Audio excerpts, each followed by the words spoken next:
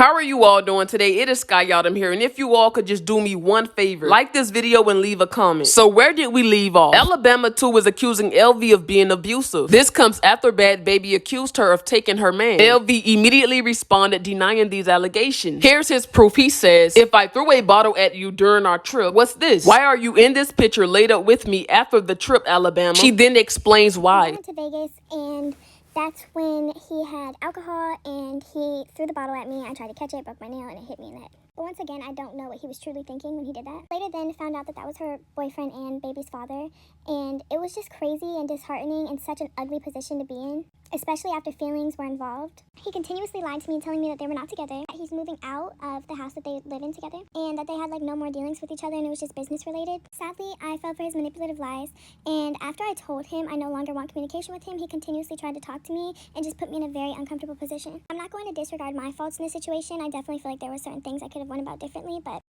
right here, he's saying that time is going to come soon, just hopefully it aligns right. Basically, he had told me that they're not going to be together anymore. He said if I was in love, I wouldn't feel how I felt about you. That's just being honest, indicating that he's not in love with her. Then I told him to tell her how he's in love with me because he continuously said it to me. His response was, "Why break a heart when I can just release it?"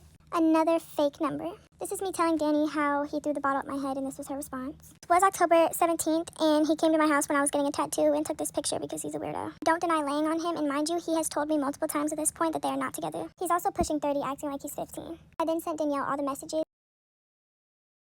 and she later on then told me that she believed me. The situation is honestly unfortunate, and it goes against my morals as a woman. My intentions are never to break a family apart. That is the lowest of the barrel.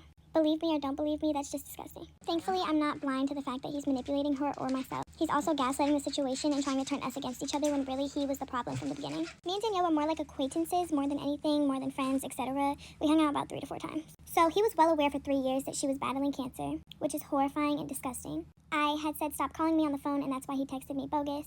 I said what's bogus is you're trying to cheat while she has cancer. That was his response. He didn't like how I was coming at him. I said so stop hitting me.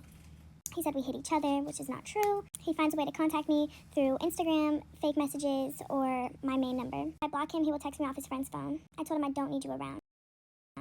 He also would act like he left stuff at my house and that he needed to come pick it up. There's multiple manipulative tactics that he used to try and get around me, and sadly I fell for them. I regret even acknowledging him in the first place and letting this even become a thing. I take full accountability of the things that I did participate in. Whether I did or did not know, that's not fair to her at all. He's pushing 30 and he thinks this is okay.